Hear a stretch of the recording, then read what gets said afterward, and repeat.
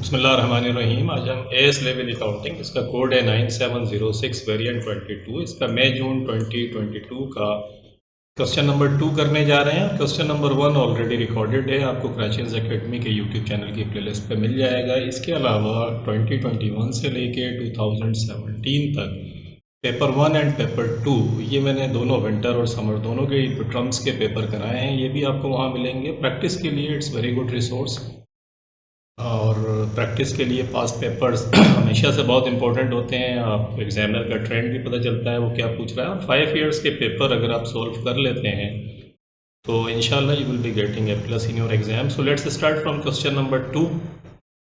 Question number 2 कहता है V limited owns various non current assets, के बहुत सारे नॉन करंट एसेट्स उसके पास हैं। Non current assets depreciate due to a number of factors including wear and tear, कि नॉन करंट एसेट्स को जो हम डेप्रिशिएट करते हैं उसकी बहुत सारी रीजंस होती हैं वेयर एंड टेयर के अलावा। State 2 reasons other than wear and tear why non current assets depreciates, के क्यों डेप्रिशिएट्स होते हैं। एक तो देखिए टेक्नोलॉजिकल रीजंस भी होती हैं कि लाइक आपको पता है कि जितनी भी टेक्नोलॉजी से रिलेटेड चीज़ें होती हैं, न्यू टेक्नोलॉजी जब आती है तो वो ऑब्सोलीट हो जाती है। तो जो ऑब्सोलीसेंस होती है और टेक्नोलॉजिकल चेंजेस होती हैं उसकी वजह से भी होता है। टाइम फैक्टर इटसेल्फ ये है कि उसकी लाइफ कम हो रही होती है, तो वो एक फैक्टर आपका हो जाता है। इसके अलावा डिप्लीशन है, जैसे ये माइंस होती हैं आपकी या वेल हो गए ऑयल एंड गैस के, तो ये फिर डिप्लीट हो रहे होते हैं तो इसलिए इनको डेप्रिशिएट करते हैं। तो ये डिफरेंट किस्म के फैक्टर्स होते हैं जिसकी वजह से वेयर एंड टेयर के अलावा होते हैं। तो हम इसको कर रहे होते हैं। टेक्नोलॉजिकल चेंजेस हैं, depletion, time factor, obsolescence, economic factor, inadequacy, बाज़ औक़ात एसिड से इनएडिक्वेट हो जाता है ऑपरेशन के लिए तो हम डेप्रिशिएट करते हैं उसको। उसके बाद आगे कहता है एडिशनल इन्फॉर्मेशन में business must apply the consistency concept when accounting for depreciation, के कंसिस्टेंसी कंसेप्ट को अप्लाई करें। कंसिस्टेंसी कंसेप्ट ये कहता है कि ईयर बाय ईयर आप सेम अकाउंटिंग पॉलिसी जो है वो, अगर आप स्ट्रेट लाइन मेथड आपने अडॉप्ट करा है कंपनी ने, तो हर साल फिर स्ट्रेट लाइन मेथड से ही डेप्रिशिएट करना चाहिए। कंपैरिजन आपका आसान होता है, रिलायबल आपका डेटा हो जाता है। तो कंसिस्टेंसी डिमांड्स करता है कि ईयर बाय ईयर आप सेम अकाउंटिंग पॉलिसी अप्लाई करें। कंसिस्टेंसी होनी चाहिए आपकी पॉलिसी प्रैक्टिस के अंदर। अकाउंटिंग मेथड्स, जो भी मेथड्स आप कर रहे हैं, straight line, reducing balance method, are applied in the same way in each accounting period, enabling valid comparison from year to year. तो ये आपका हो गया। उसके बाद आए the company's financial year ends on 31 दिसंबर को एंड होता है। Property was purchased on 1 Jan 2019 at a cost of $850,000. Property is depreciated at 5% per annum on cost. On 1 Jan 2021, the director decided to revalue the property at 1.2 million. तो देखिए 1.2 million के अंदर ये revalued हो रही है। जब भी रिवैल्यूएशन आए तो सबसे पहले जब आप देखें कि कितने सालों के डिफरेंस के बाद वो रिवैल्यू हो रही है, तो आप देखें 1 Jan 2019, तो और आगे कहता है prepare the journal entry to record the revaluation of the property, narrative is not required. Journal entry आपको पास करनी है। तो 2019 एंड 2020 ये पूरे साल के 2 सालों का आपने डेप्रिसिएशन चार्ज किया है। तो अगर इसको मैं 5% निकालूँ इसका एंड मल्टीप्लाइड बाई 2 कर दूँ, क्योंकि 2 सालों का आएगा तो मुझे 2 सालों का, क्योंकि कॉस्ट के ऊपर हर साल एक ही ऐसा डेप्रिसिएशन आएगा, हम कॉस्ट पे अप्लाई कर रहे हैं। तो 850,000 multiplied by 5% multiplied by 2, I get $85,000।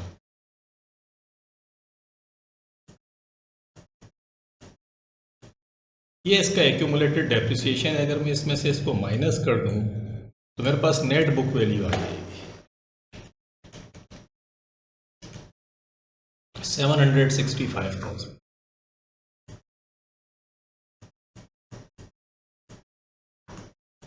ये 765,000 बुक वैल्यू है और मैं रीवैल्यूट कर रहा हूँ 1.2 मिलियन के ऊपर। डिफरेंस कितना आ गया वो आप देखते हैं उठा के,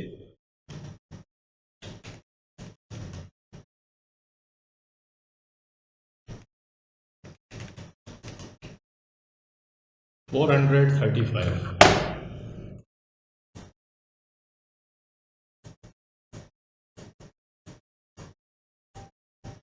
देखिए ये 435 जो है ये क्या है, ये आपका रिवैल्यूएशन गेन है। रिवैल्यूएशन गेन कैसे निकाला आपने, आपने सबसे पहले तो डेप्रिसिएशन करके बुक वैल्यू निकालें, ये पहला काम है आपका। बुक वैल्यू निकाल के कंपेयर करें रीवैल्यूड वाली अमाउंट से। अगर रीवैल्यूड वाली अमाउंट ज़्यादा है और आपकी बुक वैल्यू कम है तो आपको गेन हो गया, और अगर रीवैल्यूड की अमाउंट कम है, आपकी बुक वैल्यू ज़्यादा है तो लॉस हो गया। तो क्योंकि यहाँ रीवैल्यूड अमाउंट ज़्यादा है तो ये गेन है आपका। अब इसकी एंट्री पास करने की आसान टेक्निक ये होती है कि रिवैल्यूएशन गेन को आप क्रेडिट कर दें, क्योंकि ये गेन है। एक्यूमुलेटेड डेप्रिसिएशन खत्म हो जाता है, क्योंकि जो रीवैल्यूड अमाउंट है अब इस पर डेप्रिसिएशन फर्दर आप काउंट करेंगे। तो याद रखिएगा, जब भी रिवैल्यूड हो रहा हो नॉन करंट एसेट्स तो आप रिवैल्यूड अमाउंट के ऊपर फर्दर वो आपसे कहता है अगर डेप्रिसिएशन कैलकुलेट करें तो फिर उस वैल्यू के ऊपर कीजिएगा। और एंट्री पास करने की आसान टेक्निक ये है कि आप जो रिवैल्यूड अमाउंट अगर गेन है तो उसे क्रेडिट करें, लॉस है तो उसको डेबिट कर दें। यहाँ गेन है तो रिवैल्यूएशन को हम क्रेडिट कर देंगे। रिवैल्यूएशन अगर मैं क्रेडिट कर दूं, रिवैल्यूएशन गेन अगर मैंने क्रेडिट कर दिया और एक्यूमुलेटेड डेप्रिसिएशन को डेबिट कर दें। अब जो डिफरेंस बचेगा आपके पास उससे कॉस्ट को फिर आप डेबिट कर दें। सिंपल टेक्निक है कि देखें डिफरेंस आएगा या क्या, देख लेते हैं। रिवैल्यूएशन रिजर्व जो था उसने उसको आपने क्रेडिट किया $435,000 से, रिजर्व फॉर डेप्रिसिएशन या प्रोविजन फॉर डेप्रिसिएशन को डेबिट किया।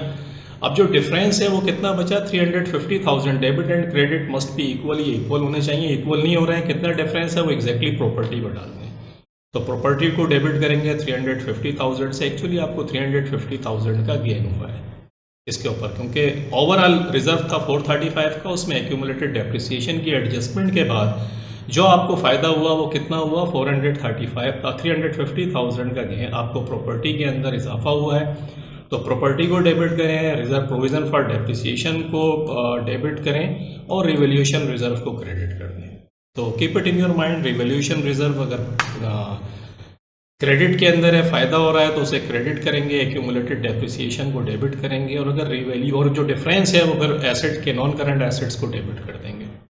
अगर यही लॉस होता फॉर एग्जांपल तो हम रिवैल्यूएशन रिजर्व को डेबिट करते, एक्यूमुलेटेड डेप्रिसिएशन को डेबिट करते और नॉन करंट एसेट्स को क्रेडिट कर देते, और debit and credit must be equal. तो ये आपने देखा, समझ में आपके आया है कि किस तरीके से इसको करेंगे। Furniture and equipment was purchased on 1st January 2019 at a cost of $140,000. Furniture and equipment is depreciated at 10% per annum using the reducing balance method. Reducing balance method आप इस्तेमाल करते हैं। On 1st September 2021, the director sold furniture and equipment which had cost $21,000 on 1st January 2019. A full year's depreciation is charged in the year of purchase but none in the year of disposal. Disposal के वक्त कोई depreciation charge नहीं करते। तो इसका मकसद ये हुआ कि आप 140,000 जो है, क्योंकि 1st जनवरी और ये सब काम कर रहे हैं सितंबर 21 के अंदर, तो 2019 2020 सितंबर 2021 में तो आपने बेचा है, डिस्पोजल के अंदर कोई डेप्रिसिएशन चार्ज नहीं करते, तो 2 इयर्स का डेप्रिसिएशन आप चार्ज करें। तो $140,000 जो है इसका, सबसे पहले तो इसको निकालने कि इसका कितना आया 2 इयर्स का, तो इसका 10% निकालें आप। 10% फर्स्ट, क्योंकि पहले साल तो आप कॉस्ट पे अप्लाई करेंगे, तो 14,000 आ गया आपके पास। ये फर्स्ट ईयर का डेप्रिसिएशन है, और इसमें से इसको माइनस करके इसकी बुक वैल्यू निकालने, क्योंकि नेक्स्ट ईयर आप बुक वैल्यू के ऊपर अप्लाई करेंगे इसको। तो 14,000 मैंने माइनस किया तो 126,000 आ गई book value.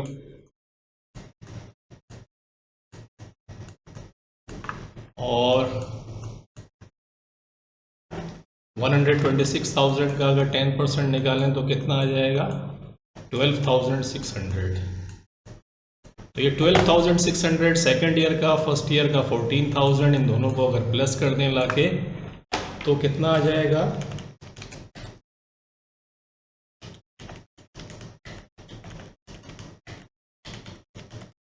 26,600।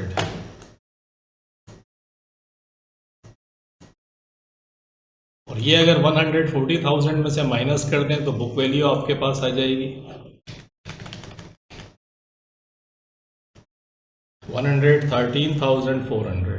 Have you got the point? This is very simple. आप कुछ नहीं कर रहे हैं, रिड्यूसिंग बैलेंस मेथड आपको इस्तेमाल करना आता है, आपने फर्स्ट ईयर का डेप्रिसिएशन निकाला और फिर सेकंड ईयर का डेप्रिसिएशन निकाल के दोनों को प्लस कर दिया और 140,000 में से माइनस करके बुक वैल्यू निकाल ली 113,400। ये तो ओवरऑल आपकी बुक वैल्यू आ गई किसकी, जो टोटल एसेट्स थे। अब इसमें एक एसेट्स ऐसा था जिसको आप बेच रहे हैं और वो उसकी कॉस्ट थी 21,000 की। तो सेम ट्रीटमेंट इस 21,000 का आप कर लें कि 21,000 को भी एज्यूम करें शुरू से, इसका डेप्रिसिएशन कितना था वो निकाल लें, इसका 10% निकालें। फर्स्ट ईयर का 10% कितना आ गया आपके पास, 21,000 मल्टीप्लाइड बाई 10%, 2,100। और इसमें से इसको माइनस करके नेक्स्ट ईयर की बुक वैल्यू निकाल लें, कितनी आई, 21,000 माइनस 2,100, 18,900।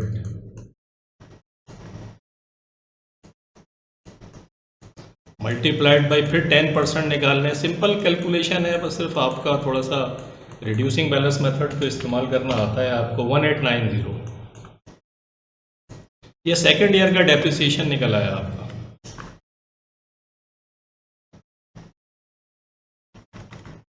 अब आप इन दोनों को 2,100 पहले ईयर का था और सेकेंड ईयर का 1890 आया, तो इसके अंदर 1890 में 2,100 प्लस कर दें 3,990। ये 3,990 आपका टोटल डेप्रिसिएशन आ गया, जो 21,000 की एक्यूमुलेटेड डेप्रिसिएशन आ गया। 21,000 की जो कॉस्ट थी उसमें से अगर 21,000 में से इसको माइनस कर दें तो 17,010 आता है।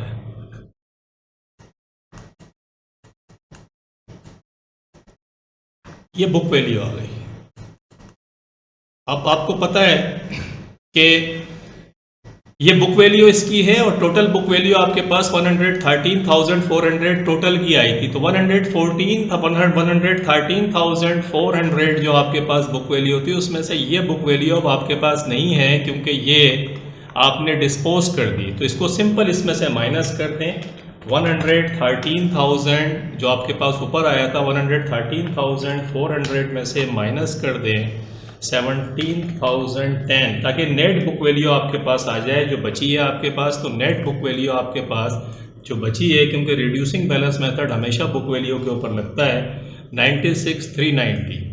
ये नेट बुक वैल्यू आपके पास बची, इसका 10% आप निकाल लें। जो रिड्यूसिंग बैलेंस मेथड से आप निकालेंगे, इसका 10% आपने निकाला 9639।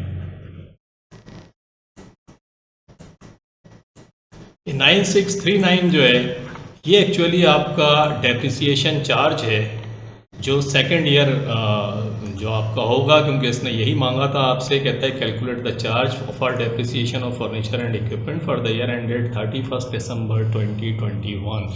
The question is very simple. You just have to apply the same principles over here. You know how to calculate the depreciation under reducing balance method. And reducing balance method demands के वो हमेशा किसके ऊपर लगेगा, net book value के ऊपर लगता है। तो आपने सबसे पहले 140,000 की नेट बुक वैल्यू निकाल ली जो 1 Jan 2021 को आपके पास थी एज ए ओपनिंग बैलेंस। इसी तरीके से फिर आपने क्या करा कि जो 12,000 थी उसकी नेट बुक वैल्यू निकाल ली। ये नेट बुक वैल्यू अब आपके पास नहीं है, तो टोटल नेट बुक वैल्यू में से ये नेट बुक वैल्यू माइनस करके जो आई वो ओवरऑल नेट बुक वैल्यू जो आपके पास थी उसमें आपने रेट अप्लाई करा और डेप्रिसिएशन चार्ज निकाल लिया। This is very simple. और देखिए यहाँ इन्होंने वर्किंग करी है। Provision for depreciation 14,000 first year का हमने निकाला था, 12,600 सेकेंड ईयर का निकाला था, 26,600, 140,000 में से माइनस करा, ये आ गया। और ये 17,100 जो मैंने आपको निकाल कर बताई थी कॉस्ट, ये बुक वैल्यू किसकी है, ये जो बेच रहे हैं उसकी बुक वैल्यू है। ओवरऑल बुक वैल्यू में से इस बुक वैल्यू को माइनस किया और 10% आपका रेट निकाला, तो ये आ गया आपके पास। तो ये थी जनाब स्टोरी आपकी। अब आगे आ जाएं। आगे क्या कहता है आपसे, कहता है कि motor vehicle was purchased on 1 Jan 2020। Motor vehicle खरीदी थी आपने 1 Jan 2020 को at a cost of $84,000। Motor vehicle are depreciated at 20% per annum using the reducing balance method on 1 November 2021. A new motor vehicle was purchased at a cost of $44,000. A check for $117,000 was paid for the vehicle and the balance was covered by the part exchange of A vehicle which it cost $40,000 on 1 Jan 2020।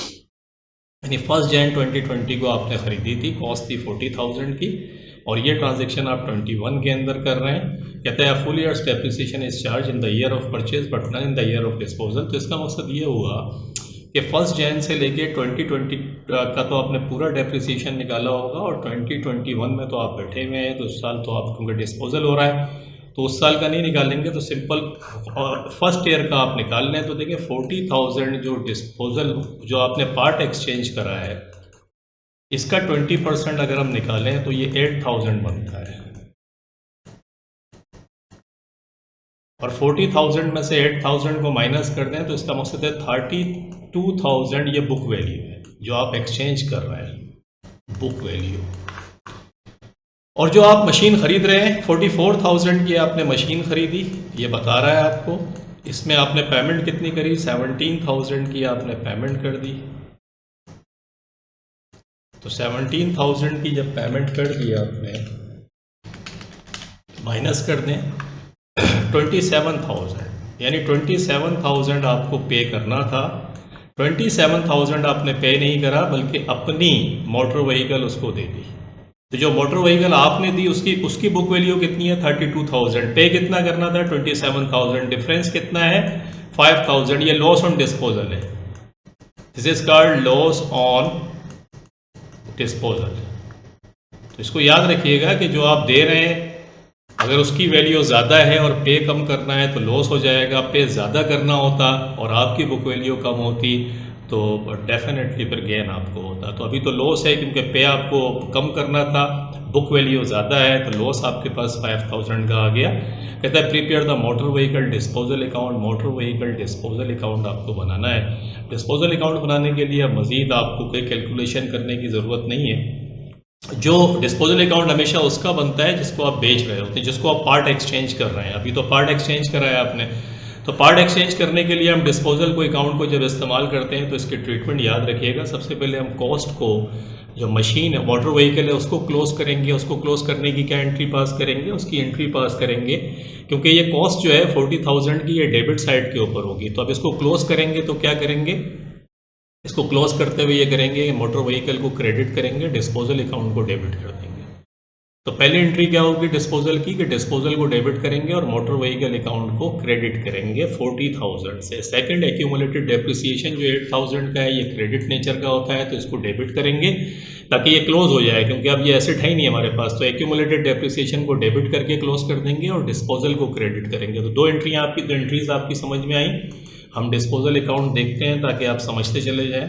तो पहला मैंने बताया था कि disposal account debit और motor vehicle credit, और दूसरा बताया था कि एक्यूमुलेटेड डेप्रिसिएशन डेबिट और डिस्पोजल क्रेडिट। ये आप देख रहे होंगे 40,000 डेबिट में डिस्पोजल अकाउंट के और क्रेडिट में 8,000। थर्ड एंट्री हम पास करेंगे कि अब हमारे पास आ क्या रहा है।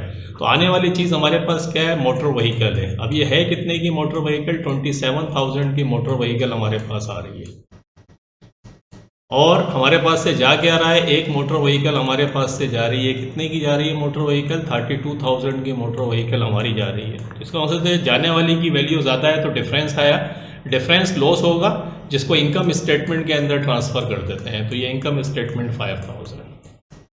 तो एक्चुअली हम क्या करेंगे, मोटर व्हीकल को तो हम ऑलरेडी क्लोज कर चुके हैं, तो अब ये डिस्पोजल अकाउंट को इस्तेमाल करेंगे। यहाँ पे क्या करेंगे, हमारे पास क्या आ रहा है, पहले तो हमने क्लोज कर दिया, क्लोज करके देखेंगे हमारे पास क्या आ रहा है। तो मोटर व्हीकल आ रही है 27,000 की, लॉस हमारे पास आ रहा है, कितने का लॉस आ रहा है, 5,000 का, और डिस्पोजल अकाउंट क्रेडिट कर देंगे 32,000 से। तो 32,000 से डिस्पोजल अकाउंट को क्रेडिट करेंगे, जो दो हिस्सों के अंदर बटेगा, एक 27,000 जो मोटर व्हीकल आई, एक लॉस जो इनकम स्टेटमेंट में ट्रांसफर हो जाएगा, और यह डिस्पोजल अकाउंट आपका क्लोज हो गया 40,000 से। This is what the disposal account is all about. आपने इसे देखा कि डिस्पोजल अकाउंट में पहले कॉस्ट को क्लोज करते हैं, एक्यूमुलेटेड डेप्रिसिएशन को क्लोज करते हैं, फिर जो चीज़ें आ रही हैं उनको डेबिट करते हैं। लॉस है तो डेबिट करेंगे, गेन है तो उसे क्रेडिट करेंगे, और डिफरेंस हमेशा डिस्पोजल अकाउंट में डाल के बराबर कर देंगे डेबिट और क्रेडिट को। तो ये थी लॉजिक जनाब इसकी। क्वेश्चन नंबर 2 आपका कंप्लीट हुआ, होप आपकी समझ में आया होगा। मिलते हैं इंशाल्लाह नेक्स्ट क्वेश्चन नंबर 3 के साथ। टेक केयर, अपना बहुत ख्याल रखिएगा। अल्लाह हाफिज़।